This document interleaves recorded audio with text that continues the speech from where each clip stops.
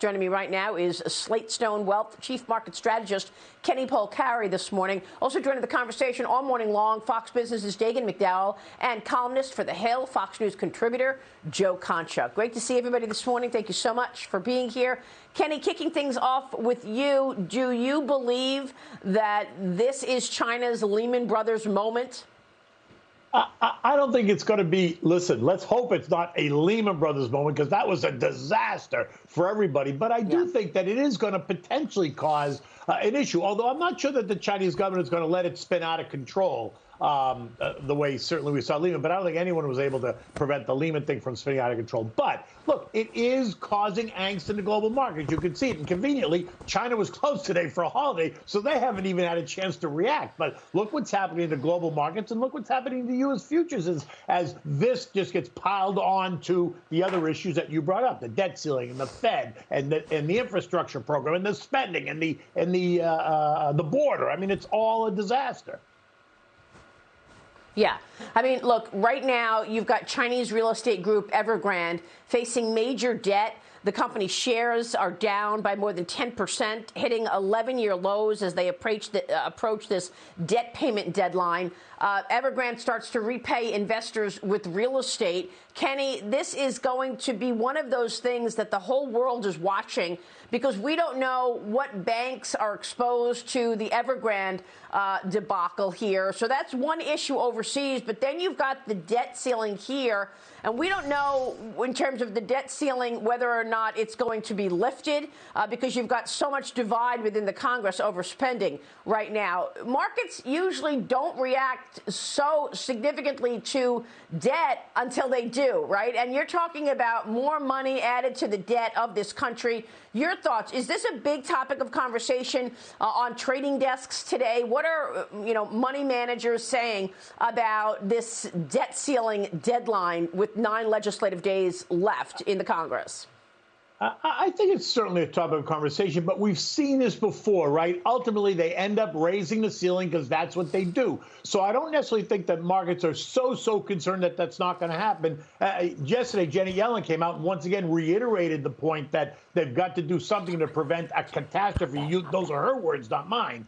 And so therefore, I think the market thinks that the debt ceiling issue is going to get resolved. Although when the overall tone is negative, starting with Evergrande, starting now with everything else that's happening, then, that is certainly going to play into it, right? They're going to accentuate everything negative and throw it all out the window at the same time. So while I think it is a concern, I don't think that alone is going to be the driver. I think it's much more Evergrande and then the Fed on Wednesday. Yeah, I mean, you've got the Fed on Wednesday, and Treasury Secretary Janet Yellen is urging Congress to raise the country's debt ceiling.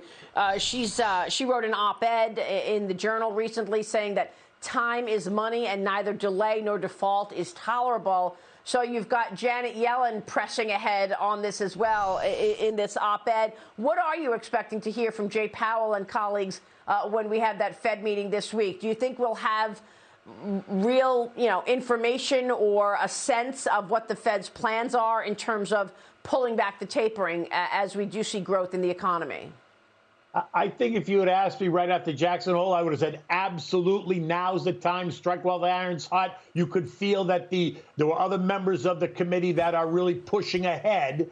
But then we got those couple of weak economic reports, which I don't even really think they were that weak, but they were going to use it as a sense of cover. But now we're getting close to this debt ceiling, which you say is potentially an issue, although I think it's less of an issue. But the Evergrande thing is certainly going to cause, I think, a new perspective on what's potentially going to happen. Look, the bond payment for Evergrande is due on Thursday. The Fed meeting's on Wednesday. If Evergrande defaults on Thursday or doesn't make that bond payment and markets go into turmoil, the last thing Jay Powell and the Fed is going to do, oh, by the way, and then we're going to start to taper in November. I just don't see it anymore. So I think what Jay Powell is going to say is, look, we're making progress there. We still have some concerns in the global markets, so we're going to take it slow. And I think he's essentially going to send the message that he's pushing it out until January or February of 2022. Because I think it's too dangerous at the moment for the markets, after everything they've done, to suddenly see the markets go into a tailspin.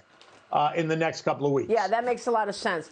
Kenny, real quick, are there areas to hide right here in this market where the market is down 600 points on the Dow Industrials? What do you want to do waking up to this kind of a sell-off this morning?